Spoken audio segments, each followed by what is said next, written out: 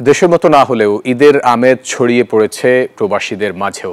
এমন অবস্থায় জমে উঠেছে বাহরাইন প্রবাসীদের ঈদ কেনাকাটা। গুণগত মান ভালো এবং বিশেষ ছাড় থাকায় ভিন দেশের নাগরিকরাও ভিড় করছেন বাংলাদেশি প্রতিষ্ঠানগুলোতে। দরজায় কড়া নাড়ছে ঈদ। সারা দেশের মতো দেশের বাইরেও ছড়িয়ে পড়েছে ঈদের আমেজ। কেনাকাটায় পিছিয়ে নেই বাহরাইন প্রবাসীরাও। দেশে ঈদ করতে না পারার দুঃখটা কিছুটা হলেও ভুলে থাকার জন্য কেনাকাটায় মেতেছেন প্রবাসীরা। এই ঈদে জামা জুতো অ্যাক্সেসরিজের ডিসকাউন্ট।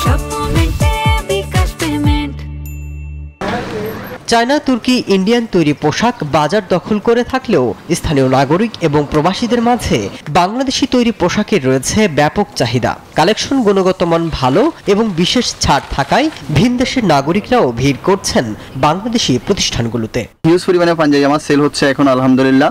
তো আশা রাখি আরো ভালো পাঞ্জাবি সান্দাত পর্যন্ত সেল হবে আমার। ক্রেতাদের চাহিদার শীর্ষে রয়েছে বাংলাদেশি পাঞ্জাবি। প্রতিবারের মতো এবারও তোলা হয়েছে ভিন্ন ভিন্ন ডিজাইনের পাঞ্জাবি। আমি একটা পাঞ্জাবি নিছি, একটা পায়জামা নিছি, আর একটা সানগ্লাস নিছি, আর একটা পারফিউম নিব ইনশাআল্লাহ। এইবার ঈদের জন্য আমি দুইটা টি শার্ট এবং একটা প্যান্ট কিনছি, আর আজকে এক জোড়া জুতা কিনছি, আর একটা পাঞ্জাবি কেনার আশা আছে।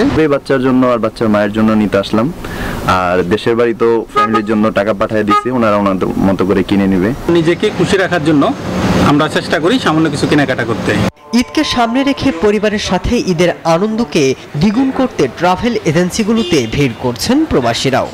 বাঙালি সবসময় ঈদের সময় আসা যাওয়া একটু বেশি করে, আর রমজান হলে তো একটু বেশি হয়। বাংলাদেশ থেকে সরাসরি তৈরি পোশাক রপ্তানি না থাকায় সংযুক্ত আরব আমিরাত থেকে অধিক মূল্যে কিনতে হয়। এমন অবস্থায় অন্তর্বর্তী সরকারের কাছে বাহরাইন প্রবাসীদের চাওয়া যেন বাংলাদেশ থেকে সরাসরি তৈরি পোশাক রপ্তানি হয়। সামনের দিকে যখন আমাদের আরো বেশি বেশি করে আসতে পারে আমাদের দেশের মাল, আমাদের দেশের সরকার যেন আরো উন্নত করতে পারে, সেটাই আমরা আশাবাদ। বাংলাদেশ থেকে ডাইরেক্ট বাহরাইন আনা যায়, তাহলে আমরা ভালো রেটে একটু বিক্রি করতে পারবো আর কি। অন্যান্য বছরের তুলনায় এবার বেচাকেনা ভালো হওয়ার আশা করছেন বাহরাইন প্রবাসীরা। Desk report, news 24।